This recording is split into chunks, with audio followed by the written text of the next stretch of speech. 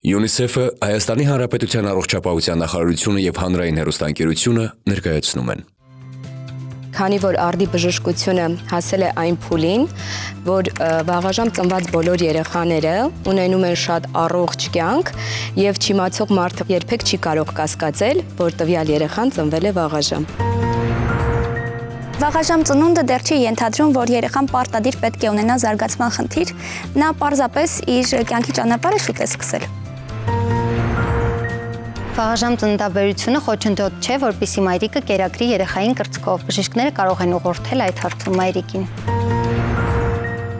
Կարծում եմ, որ բավականին կարևոր է վաղաժամ ծնված երեխաների դեպքում ամուսնու եւ հոգեբանական եւ ֆիզիկական աջակցությունը մայրիկին, որովհետեւ այս դեպքում մայրիկը ունի եւ սեփական վախեր է եւ իսկապես օգնության կարիք ու կարևոր է որպեսզի ինքը զգա, որ այս ընթացքում ինքը միայնակ չէ։ Երբողությունը ցանկալի է, իսկ երեխան սպասված, ծնողները սովորաբար լինում են շատ անհամբեր, հաշվում են երեխայի լույս աշխարհ գալու օրերն ու ժամերը, բայց երբեմն կյանքը փոխում է սցենարը ու երեխան շտապում է ծնվել։ Վաղաժամ ծնունդ հասկացությունը շատերն ընկալում են որպես ահազանգ, բայց արդի բժշկության հնարավորությունները մեզ ասում են այլ բան։ Վաղաժամ ծնունդը դատավճիռ չէ, իրողություն է, որից գլուխ հանել օգնում են տեղեկացվածությունը, ճիշտ խնամքը եւ մասնագետների հետ համագործակցությունը։ Տնօրինական ժողովում այսօր խոսում ենք վաղաժամ ծնված երեխաների խնամքի առանձնահատկությունների մասին։ Միացեք քննարկմանը։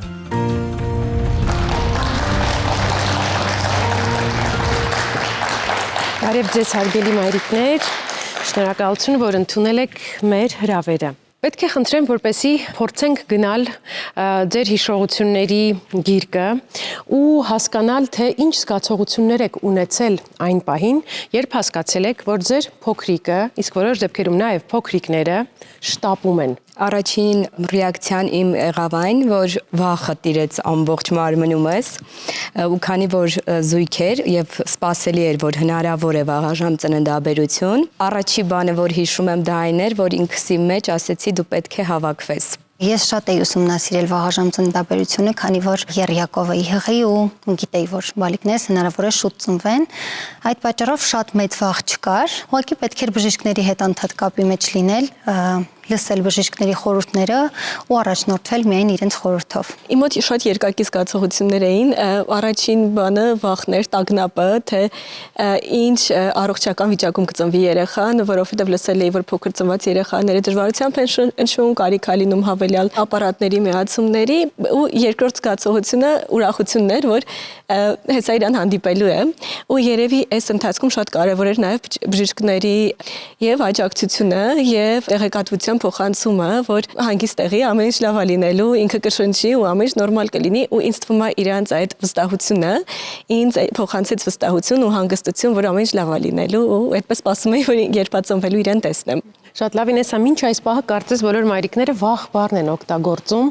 ու կարծում եմ անխուսափելի է, հնարավոր չէ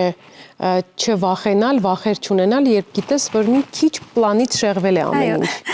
Համամիտ եմ, դե ես մեկ բալիկ ունեմ իրականում եւ ես ամբողջ ճղության ընթացքում տեղյակ եմ եղել, որ վաղ ծննդաբերություն եմ ունենալու։ Վախերը եղել են, բայց ի սկզբանե ինձ ավելի պոզիտիվ եմ պահել, որովհետեւ ոչինչ չես կարող անել, ինքը արդեն ծնվել է։ Ուղղակի պետք է adekvat մոտենալ, ինչպես նաեւ իմ բժշկական կրթությունը եւս ինձ օգնեց ավելի գիտակցված մոտենալ։ Վախեր ինչպես բոլորը ունեցել եմ, այո, բայց հաղթահարելի են։ Միանշանակ շատ մեծ դեր եւ նշանակություն ունի կողակցի ազդեցությունը տվյալ հարցին, ավելի ճիշտ մոտեցումը, ոչ ազդեցությունը, եւ շատ կարեւոր է, երբ որ դու քո կողքին ունես մեկին, ով ոչ միայն քեզ հետ անցնում է այդ ճանապարհը, ճիշտ է ֆիզիկապես չի կրում, բայց հոգեպես այդ ամբողջ ճանապարհը քեզ հետ անցնում է եւ դրա հետ մեկտեղ էլ այնքան sense ուժու թևեր է տալիս, որ ամեն ինչ լավ է լինելու։ Եվ միանշանակ ընտանիքի աջակցությունը շատ մեծ դեր ու նշանակություն ունի, թե բալիկի, թե բնականաբար մամայի հոգեվիճակի վրա։ Շատ լավ։ Վաղաժամ ծննդի շուրջ կան շատ պատմություններ, խորհուրդներ եւ կարծրատիպեր։ Որոշներն օգնում են, մյուսները շփոթեցնում։ Հիմա փորձենք պարզել, որոնք են փաստ, որոնք տարածված մոլորություն։ Վաղաժամ ծնված երեխային հնարավոր չէ կերակրել կրծքով։ Միֆ է, թե իրականություն։ Միֆ է, որտեղ իմ երեխան ծնվել է 33 շաբաթական 7.5 ամսական ու կերակրվել է միայն կրծքով։ Իրականություն։ Միգուցե տեխնիկապես հնարավոր չի այդ ընթացքում երեխային կերակրել, բայց կարելի է մորկաթը գտել եւ երեխային կերակրել։ Մոր մասին պիտի որ խնդիրներ իրենց հադրում են, պիտի որ չլինի, արդեն հասցնի օրգանիզմը պատրաստած լինի կերակրելուն, բայց հնարավոր է երեխայի մոտ ծծման ռեֆլեքսը դեռ լիարժեք ձևավորված չլինի կամ պարզապես մկանները դեռ չկարողանան իրենց ֆունկցիան կատարել։ Մի ընթացք միգուցե, բայց հետո ցանկալի է։ Սա միֆ է, շատ կարևոր է երեխաներին, ովքեր ծնվել են անհաս կերակրել կրծքով եւ կթած մայրական կաթով։ Կրծքով կերակրման ունակությունը կապված է թե երեխան ինչ քաշով է ծնվել եւ ինչ հղիության ժամկետով է ծնվել։ Եթե նրա գեստացիոն ժամկետը շատ փոքր է, մենք սկսում ենք կերակրումները զոնդային տրման եղանակով, բայց իրականացնում ենք դա բացառապես մայրական կաթով։ Երեխայի մեծանալու հետ մեկտեղ եւ երբ նրա առողջական վիճակը արդեն բարելավում է եւ կայունանում է, մենք աստիճանաբար կարող ենք անցնել արդեն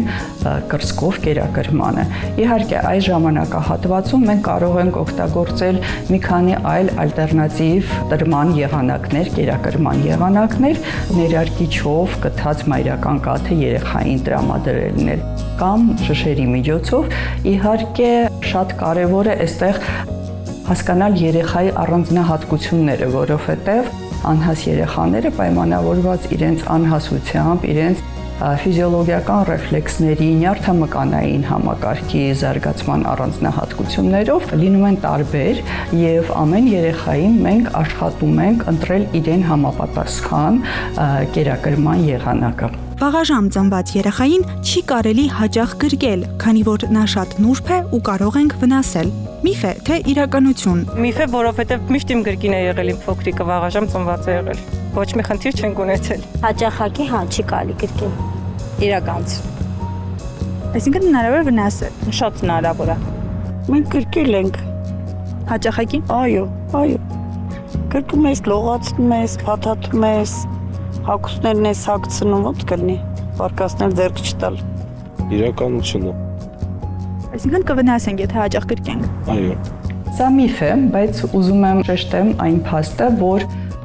վաղաժամ ծնված երեխաները ունենում են մեծ մասամբ դեպքերում առողջական խնդիրներ։ Եթե դիտարկենք առաջի ժամանակահատվածը, կյանքի առաջի շրջանը, այս երեխաների մեծ մասը իհարկե բուժում է ստանում ինտենսիվ բաժանմունքի պայմաններում եւ բնականաբար պայմանավորված իրենց առողջական վիճակով հաճախակի գրկել մայրիկները չեն կարողանում իրենց երեխաներին։ Բայց երբ վիճակները կայունանում է,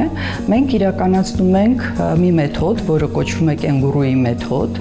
Երեխան մեր մարմնով հպում է մայրիկի կրծքին եւ մայրիկը այս վիճակում գրկում է երեխային, նստում է իրեն կողքը։ Սա նպաստում է երեխաների ինչպես առողջական վիճակի կայունացմանը, այնպես էլ մայրիկների մոտ կաթնարտադրության բարելավմանը։ Երբ իրականացնում են կենգուրուի մեթոդը, երեխայի մոտ ստեղծվում է նաեւ էմոցիոնալ կապը իր մայրիկի հետ, մաշկ-մաշկի շփումը, որը թույլ է տալիս երեխային ստանալ մայրիկի մոտից իրեն միկրոֆլորան, որը ապահովում է նրա իմուն համակարգը։ Դուրս գրվելուց հետո տնային պայմաններում իհարկե պետք է հետևել այս երեխաների որոշակի առանձնահատկությունները հաշվի առնելով որոշակի կանոններին։ Օրինակ, երեխաներին չի կարելի շատ օրորել, թափ տալ, ինչպես նաև չի կարելի երեխայի հետ քնել մի մահճակալում, որովհետև դա երեխայի համար կարող է լինել վտանգավոր։ Չի կարելի երեխաներին, ովքեր որ օրինակ կերակրվում են շշով, շիշը դնել կողքը, որպեսզի երեխան ինքնուրույն կերակրվի։ Իհարկե սա վերաբերվում է ինչպես վաղաժամ ծնված երեխաներին, այնպես էլ հասուն նորածիններին։ Վաղաժամ ծնված երեխաներին պետք է մեկուսացնել տնային պայմաններում։ Միֆ է, թե իրականություն։ Միֆ է։ Պետք չէ երեխային մեկուսացնել։ Ցանկալի է, որ երեխան ավելի շուտ կազդուրվի ու քաշի կա։ Չեմ խուսափել մարդաշատ վայրեր այցելելուց, հյուրեր եմ ընդունել, զբոսանքել եմ տարել։ Այսինքն չեք մեկուսացրել երեխային։ Չէ։ Ոչ, չեմ մեկուսացրել, ոչ մի անգամ։ Ինչի՞ս մեկուսացնես։ Ընդհանրապես իր այդ քաշայինն է խնդիրը, բայց ինչի մեկուսացնել, հակառակը չէ։ Կարծում եմ, այո, մարդկանց հետ շփումները քիչ լինելու համար։ Իրականում սա միֆ է։ Երեխաներին դուրս գրվելուց հետո չպետք է մեկուսացնել տնային պայմաններում, սակայն երեխային բազմաշատ վայրեր տանելը կամ հաճախակի հյուրեր ընդունելը, հատկապես դուրս գրվելուց հետո ցանկալի չէ, որովհետև դա կարող է լինել վտանգավոր երեխայի առողջության համար։ Սակայն այս ժամանակահատվածում շատ կարևոր է ապահովել երեխայի զբոսանքը։ Չնայած նրան, որ մենք ասում ենք երեխան չպետք է ունենա շփում շատ մարդկանց հետ, բայց զբոսանքը մաքուր օդին, արևային եղանակին շատ կարևոր է երեխայի համար, նա կարող է նույնիսկ քնել մաքուր օդին որոշակի ժամանակ անցկացնել այս պայմաններում։ Հիշատակված միֆերը երեխայի խնամքի մասին էին։ Այս թեմային խոստանում եմ դեռ կանդրադառնանք։ Իսկ հիմա առաջարկում եմ մի փոքր հետ գնալ ու հասկանալ, թե ինչ ասել է վաղաժամ ծնունդ եւ հավանական ինչպիսի խնդիրների պատճառ այն կարող է դառնալ։ Կօգնի հասկանալ նեոնատոլոգ Աիդա Ղարիբյանը։ Բարև ձեզ։ Բարև ձեզ։ Ուրախ եմ, որ այսօր ծնողական ժողովում եք։ 34-ից 36 շաբաթական հղիությունից ծնված նորածինները կոչվում են ուշ անհասներ, իրենց բարդությունները ծնվելուց հետո ավելի քիչ արտահայտված են իհարկե, որովհետև իրանք ավելի մոտ են հասունությանը։ 33-ից մինչև 28 շաբաթական կոչվում են շատ անհասներ, հա, եւ 28-ից ցածր դա արդեն էքստրեմալ անհասություն է, որի դեպքում իհարկե մենք ունենում ենք հիվանդ բալիկներ, տարբեր օրգան համակարգերի հետ կապված խնդիրներով, երկար ժամկետով բուժվում են ստացիոնարում, բայց միևնույն է, բժշկությունը մեծ քայլերով առաջ է գնացել եւ այն երեխաները, որոնք որ չէին ապրում անցյալ դարում, հիմա մեծ տոկոս ունենք ապրելիության անգամ խորը անհասության դեպքում։ Կխնդրեմ, որ ռիսկերի մասին մի փոքր ավելի մանրամասն խոսենք, որպեսզի պարզ դառնա, թե ինչ վտանգներ կան, պոտենցիալ վտանգներ երեխայի համար։ Բոլոր օրգան համակարգերի կողմից կարող ենք ունենալ խնդիրներ, ելի կախված ժամկետից։ Առաջինը, ինչի հետ մենք առնչվում ենք անմիջապես ծնվելուց հետո, դա թոքերն են։ 34 շաբաթական կամ 33 շաբաթականում թոքերը շատ ավելի զարգացած են, քան օրինակ 27։ Ծանրությունն էլ հա հիվանդության թոքերի հետ կապված լինում է տարբեր եւ պահանջում է տարբեր տեսակի եւ տևողության հետ կապված, հա, երկար կամ կարճաժամկետ միջամտություն բժշկական։ Վաղաժամ ծննդաբերությունը ենթադրում է նաև երեխայի խնամք հիվանդանոցային պայմաններում, որն ունի իր նրբությունները։ Խնդրում եմ հուշեք, թե ինչ ակնկալիքներ ունեք դուք որպես բժիշկ ծնողներից, թե ինչպիսի վերաբերմունք, ինչպիսի մոտեցում պետք է ցուցաբերեն ծնողները այն փուլում, երբ երեխան դեռ գտնվում է հիվանդանոցային պայմաններում, եւ ինչու՞ չէ նաև ինչպիսի դրսևորումներ ծնողները պետք է ակնկալեն բժիշկների։ Իրանք ոչ թե պետք է լինեն մամաները դիտորդ կամ գնահատող, վերահսկող դեր պիտի չի լինի, բուժ անձնակազմի հետ պիտի լինի համագործակցություն, իրանք պիտի լինեն գործընկեր, որովհետև իրանց ներկայությունը ստացիոնարում, իրանց երեխային մոտ լինելը, դա բուժման մի եղանակներից մեկն է։ Մայրիկները ծննդաբերելուց հետո, երբ որ իրանց իհարկե ֆիզիկական վիճակը թույլ է տալիս, անպայման պիտի զրույց ունենան մանկաբույժի հետ։ Տարատեսակ հարցեր։ Եվ բոլոր հարցերին իրանք պիտի ստանան լիարժեք պատասխան։ Եվ բժիշկը պիտի բացատրի կոնկրետ իր երեխայի դեպքում ինչ խնդիրներ կա, ինչ սպասելիքներ կան, որովհետև անհաս ծնված նորածինը իրանք անկախատեսելի են։ Ամեն ինչ կախված է ինչ բարդ հղիություն ա տարել մաման, ինչ խնդիրներ են եղել, որտեվ այդ ամենը անդրադառնում է հետագայում նորածնի վրա։ Եվ բժշկի պարտավորությունը խոսել եմ պես, որպեսզի մայրը վստահի իրան եւ ցանկություն ունենա համագործակցի։ Հիմա պետք է խոսենք վաղաժամ ծնված երեխաների խնամքի մասին, բայց զրույցն առաջարկում եմ տեղափոխել տաղավարի այն հատված, որտեղ մեզ սպասում են մայրիկները։ Համեցեք։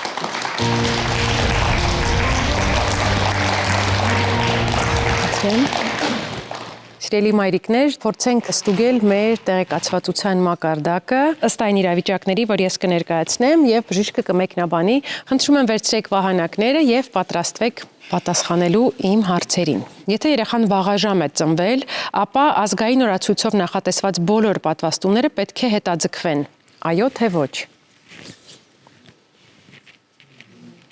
Կա տարակարծություն կամ միանշանակ ոչեր, որն է ճիշտ պատասխանը։ Հակացությունները պատվաստումների շատ քիչ են։ Առաջինը դա 2 կիլոգրամ մարմնի զանգվածից ցածր բալիկներն են։ Եթե ցածր է, այդ դեպքում այո, համարվում է հակացություն։ Բժշկական հակացությունները դա լուրջ հիվանդություններն են, հիմնականում դա անհասների մոտ ուղեղային ներփորոքային առնազեղումների առկայությունն է, որը որ հանդիսանում է հակացություն։ Եվ իհարկե ծանր հիվանդ վիճակը ստացիոնարում, երբ որ արդեն այդ ժամկետներում չեն իրականացնում պատվաստումները։ Մայրիկներ, հաջորդ հարցը, ծննդատնից դուրս գրվելուց հետո մանկաբույժի վերահսկող այցերը վաղաժամ ծնված երեխային պետք է լինեն ավելի հաճախ, քան ժամանակին ծնված երեխաների դեպքում, այո թե ոչ։ Այո, իհարկե, որովհետև տեղամասային մանկաբույժները վաղաժամ ծնված նորածիններին պետք է լինեն ավելի ուշադիր եւ ավելի մանրակրկիտ հետևեն նրանց զարգացմանը։ Այնպես որ այո, պատրանաժը պետք է իրականացվի ավելի հաճախ։ Վաղաժամ ծնված երեխայի սենյակում պետք է ավելի խիստ վերահսկել ջերմաստիճանը։ Ինչ գիտեք այս թեմայի շուրջ եւ արդյոք ինքներդ արել եք։ Եվ այո, եւ ոչ տարբերակները կան։ Միանշանակ, սենյակի ջերմաստիճանը նորածնային հասակում պետքա վերահսկվի բոլոր նորածինների մոտ։ Ինչու, որովհետև նորածին օրգանիզմը նամանավանդ անհաս ծնված երեխայի օրգանիզմը ինքը չի կարողանում կարգավորի մարմնի ջերմաստիճանը, եթե արտաքին միջավայրի ջերմաստիճանը լիարժեք չէ, բարենպաստ չէ։ Այո, դրա համար կան սահմաններ, որոնք որ հասուն բալիկների մոտ մեկն են, անհասների մոտ մեկ այլ է։ Եթե մենք հասունների համար, դուրս գրվելուց հետո ասում ենք, որ սենյակային ջերմաստիճանը պետք է լինի 23-ից 24, անհասների մոտ 26-ից 28։ Խնամքի շարքի մեջ նաև գնում է ազդակների մինիմալացումը, նվազեցումը, դա աղմուկն է, լույսն է, այդ ամեն ինչը անհաս բալիկների վրա խիստ բացասական ազդեցություն կարող է ունենալ։ Հյուրընդունելը սահմանափակել, սենյակ ելումուտը սահմանափակել, միջանցիկ քամիները սահմանափակել եւ իհարկե սենյակային ջերմաստիճանը պարտադիր հսկողության տակ պահելը։ Եվս մեկ կարևոր հարց. Եթե վաղաժամ ծնված երեխան հոգնում է կրծքով կերակրվելիս, ապա նրան կարելի է կերակրել ավելի հաճախ, բայց փոքր չափաբաժիններով, այո թե ոչ, մայրիկներ։ Այո, բոլորը միանշանակ ասում են այո, կարևոր է լսել ձեր մեկնաբանությունը, եթե հոգնում է երեխան, դադարներով ենք կերակրում, ճիշտ է։ Միանշանակ, այստեղ շատ կարևոր, ասեմ, որ ամենակարևոր պահը երեխայի խնամքի մեջ դա կրծքով կերակրելն է։ Ոչ մի բանով փոխարինել կրծքի կաթը եւ կրծքով կերակրումը ուղղակի չի կարելի։ Կրծքով կերակրումը դա ոչ թե միայն երեխային սնունդով ապահովելն է, շատ մեծ նշանակություն ունի մոր եւ բալիկի կոնտակտը մաշկային, էմոցիոնալ եւ այդ process-ը կրծքով կերակրման նպաստում է հետագա նևրոլոգիական զարգացմանը երեխայի։ Նամանավանդ վաղաժամ ծննդաբերած կնոջ կաթի բաղադրությունը լրիվ այլ է։ Ինքը շատ ավելի մեծ քանակությամբ հարուստ նյութեր ունի, սննդանյութեր, իմունոգլոբուլիններ, դա այն նյութերն են, որը որ ապահովում են ձեր բալիկների օրգանիզմի դիմադրողականությունը։ Կրծքով կերակրումը եւ լողացնելու process-ը այն երկու հավերժական թեմաներն են, որոնց շուրջ միշտ կա քննարկում եւ տարակարծություն, եւ հաջորդ հարցը լողացնելու մասին է։ Վաղաժամ ծնված երեխային կարելի է լողացնել միայն այն ժամանակ, երբ երեխան հասնի նախատեսված ծննդաբերության ամսաթվին։ Բոլորն ասում են ոչ։ Եվ իրենք ճիշտ են։ Լոգանքը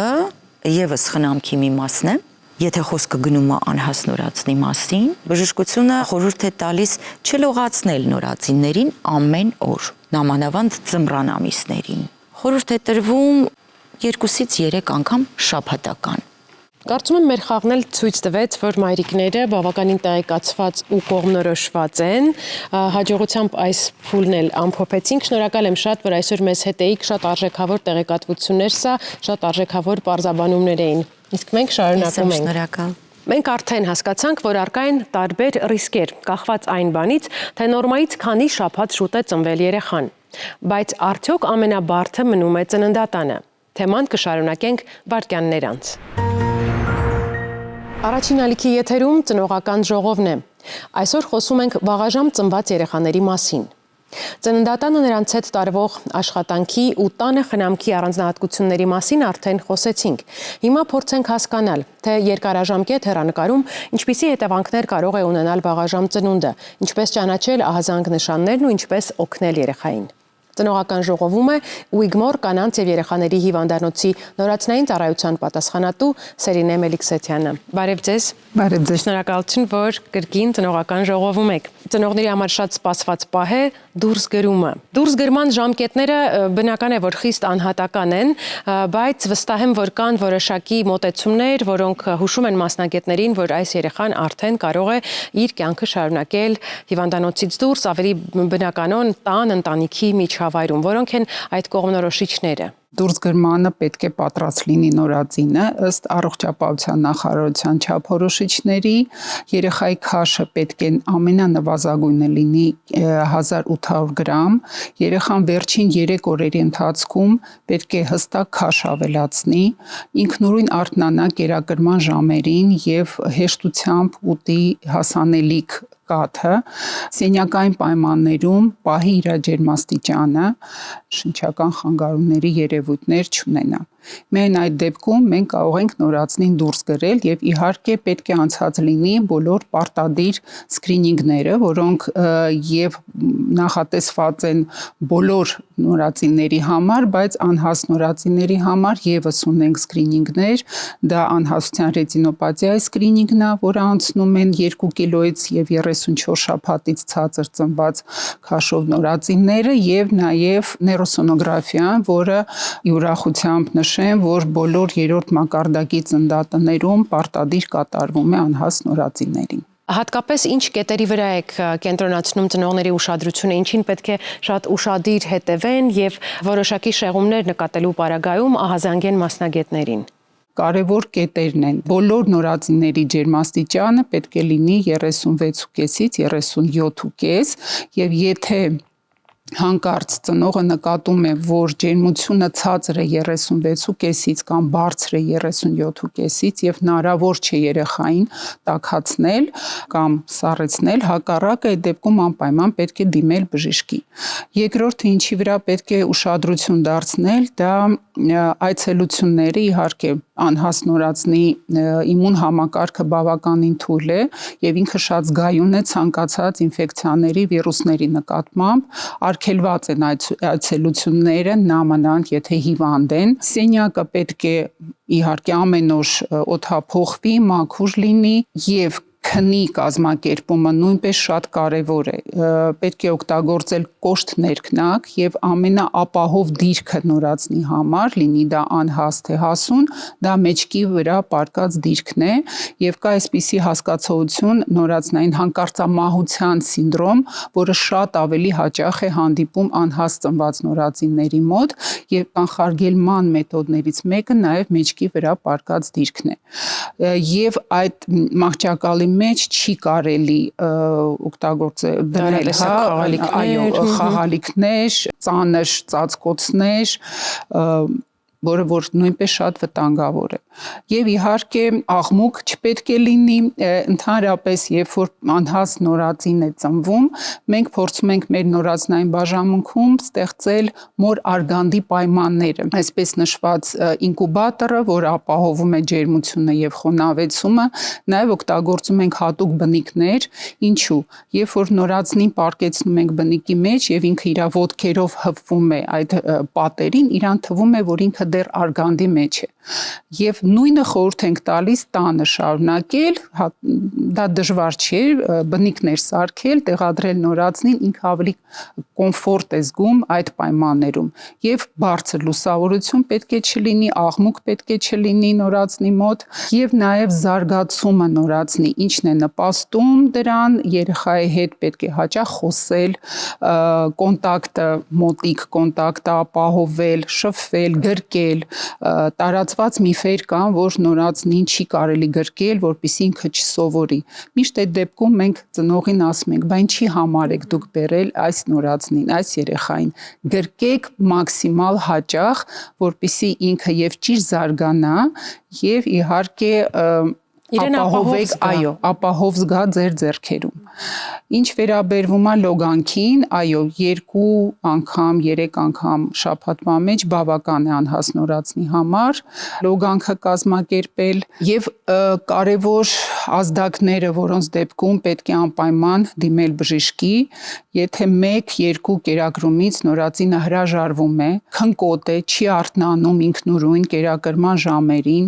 կամ չի պահում ջերմությունը, կամ նկատվում է շնչահեղձություն կամ կապտուկի նոպաներ, բոլոր այդ դեպքերում պարտադիր պետք է դիմել բժշկի եւ նաեւ հետեւել քաշի ավելացմանը, մոտավոր շաբաթվա մեջ 150-ից 200 գրամ քաշ պետք է ավելացնի երեխան եւ տակդիրների, թաց տակդիրների քանակը պետք է լինի 6 եւ ավելին։ Եթե նկատում ենք նվազեցում եւ քաշը նորածինը լավ չի ավելացնում, իհարկե պետք է նույնպես դիմել բժշկի։ Շատ լավ, երբ խոսում ենք վաղաժամ ծնված երեխաների մասին, շատ լսում ենք շտկված տարիք տերմինը, պետք է խնդրեմ, որպեսզի պարզաբանեք, թե ինչ է սա։ Շատ կարևոր է, որպեսզի մենք ճիշտ գնահատենք նորածնի զարգացումը, նյարդաբանական զարգացումը, շարժողական զարգացումը, ինչպես է դա արվում։ Լինում է, որ օրինակ գալիս է մայրիկը, երեխան անհաս ծնված, 3 ամսեկան է եւ նշում է, որ երեխան գլուխը չի պահում։ Սկսում ենք մայրիկի հետ հաշվել կորեկցված տարիքը։ Եթե ինքը ծնվել է 30 շաբաթական հղիությունից, այժմ երեխան 3 ամսեկան է, այսինքն 12 շաբաթական։ Եթե մենք գումարում ենք 30-ին 12, ստացվում է, որ այս երեխան 42 շաբաթական է։ Եվ դա նշանակում է, որ այս երեխան դեռ 1 ամսեկան էլ չկա։ Ընդամենը 2 շաբաթական է, 40 շաբաթ եւ ավելին 2 շաբաթ։ Եվ իհարկե այս նորածնից պահանջել, որ ինքը գլուխը պետք է հստակ պահել, դեռ շատ շուտ է։ Եվ այս կորեկցված, այսպես ասած, տարիքը մենք հաշվարկները, իր զարգացման, երբ մտցնել հավելար սնունդը, այդ ամենը շատ կարևոր է եւ անհաս նորածիններին հիմնականում մինչեւ 2 տարեկան եւ ծայրահեղ անհաս ծնված նորածինին անգամ մինչեւ 3 տարեկան անպայման պետք է հաշվի առնել իր կորեկցված հասակը։ Այսինքն ծնողների շտապողականությունը պետք է բացառել։ Շնորհակալ եմ, որ այսօր ծնողական ժողովի տաղավարում էիք, ձեր մասնագիտական պարզաբանումները շատ կարևոր են մեզ համար։ Շնորհակալ եմ, հրաժեշտ եմ տալիս ձեզ, ես պետք է միանամ մայրիկներին։ Շնորհակալ եմ։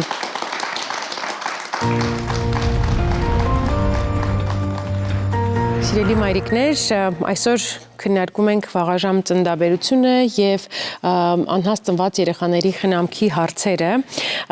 Մեր քննարկումը անդադար պատտվում է երեխաների շուրջ, բայց հիմա ուզում եմ գանք ձեր դաշտ։ Ինչի կարիք ունի մայրիկը, ով անցել է այդպիսի դժվար փորձության միջով, ինչ տիպի աջակցություն է հարկավոր մորը, տեղեկատվական, հոգեբանական, տեխնիկական, ինչի կարիքն եք դուք ունեցել ամենից շատը եւ ինչն է ձեզ օգնել վերականգնվել, ինչն է ձեզ օգնել վերադառնալ կյանքի բնականon հուն։ Խնդրեմ Ինեսա, ձեզ հետ սկսեմ։ Ինձ ամենակարևորը հարկավոր էր աջակցությունը հենց իմ ամուսնու կողմից, որ ես ստացել եմ մշտապես եւ աջակցություն ընտանիքի անդամների կողմից, երբ քեզ չեն անընդհատ փորձում ուղղել, որ չէ, մեր ժամանակ մենք սենց ենք արել, մենք այսքան երեխա ենք մեծացրել, գիտենք, չէ։ Եթե ծնողը ինքն է ուզում որոշում կայացնի երեխայի խնամքի հետ կապված, պետքա թողել, որ ուրեմն ինքը գիտի, ինքը զգում է ոնց պետք է անի։ Պետքա թույլ տալ, որ մայրիկը որոշումներ կայացնի։ Ու ինչը եւս շնորհակալ եմ իմ հարազատներին, որ ինձ աջակցել են այդ հարցում։ Եթե ես հիմա փորձում եմ հետ գնամ ու հիշեմ իմ զգացողությունները,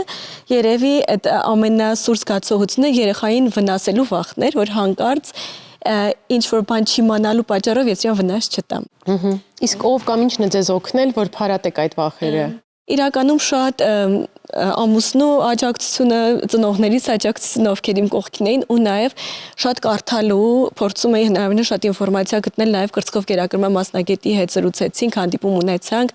ինքն էլ բավականին օգնեց, այսինքն երևի տեղեկատվությունը, ֆիզիկական օգնությունը, որովհետև շատ կարևոր է, որ ինչ որ բաներ քո փոխարեն արվեն այդ ընթացքում, որ մենակ քո վրա չմնա, եւ երևխայի խնամքը եւ կենցաղի հետ կապված ինչ որ գործեր, որ դու պետք է անես։ Հրաշալի է, շնորհակալ եմ։ Եռյակի մայրիկի կյանքում ամեն ինչ եռապատկված է, չէ՞։ 3 անգամ ավելի շատ օգնության կարիք եք ունեցել, որ ոլորտներում եւ ինչպես եք կարողացել ստանալ այդ աջակցությունը։ Միանշանակ ընտանիքի անդամների կողմից տատիկները ինձ շատ են օգնել ու ես անգամ կարողացել եմ հանգստանամ ու վայելեմ այդ ընթացքը, սիրեմ բալիկներիս, խնամքի հարցում շատ են ինձ օգնել, անգամ ես կարողացել եմ դուրս գալ տանից, բոլոր զարմանում էին ոնց ես եռյակների հետ կարողանում, բայց միանշանակ ընտանիքի աջակցությունը շատ կարևոր է այդ պարագայում։ Իմ պարագայում նույնպես ընտանիքի աջակցությունը մասնավորապես ամուսնուս շատ է եղել, թե կերակրման, թե խնամքից բոլոր հարցերում եղել ենք միասնական, բայց սենց միտք կա, չէ, որ մամաները դառնում են գերբնական։ Ես այդ գերբնական ուժի արկայությունը իմ կյանքում իրապես զգացել եմ, որովհետև ես արել եմ նենց բաներ, որ երբեք իմ կյանքում չէր կարող անցնել, որ ես կարող եմ այդ բանը անել։ Ու երևի այդ ինքդ քեզ հավատալը, մտքերդ կառավարելը, փորձել ճիշտ գրաֆիկ կազմելը, թե քո, թե երեխաների այդ սահմանները ունենալը, քո հանգստի, քո քնի եւ ինձ նույնպես ամենաշատը այս պարագայում օգնել է շատ գիրք կարդալը, ճիշտ է, ոչ մասնագիտական, այսինքն ինչերի եմ բախվում, այո, զուտ ռելաքսի եւ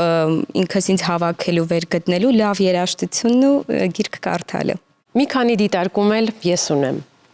Կան փոքրիկներ, որոնք սպասվածից շուտ են գալիս ու պահանջում են այլ տեսակի գիտելիք, խնամք ու մի փոքր ավելի շատ համբերություն։ Հիշեք ամենակարևորը՝ խուճապը փոխարինեք տեղեկատվությամբ։ Մի մնացեք միայնակ, մասնագետները ձեր կողքին են։ Հետևեք փոքրիկի խնամքի ռեժիմին, ուշադիր եղեք զարգացման նշաններին։ Մի մոռացեք ինքնախնամքի ու սեփական ցանկությունների մասին։ Եվ ամենակարևորը՝ կապը, ջերմությունը, մաշկը մաշկին շփումը բուժիչ ուժ ունեն։ Կիրառեք։ Սիրելի ծնողներ, շնորհակալ եմ ձեր փորձն ու գիտելիքը եթեր բերելու համար։ Իսկ մենք կհանդիպենք հաջորդ ծնողական ժողովում։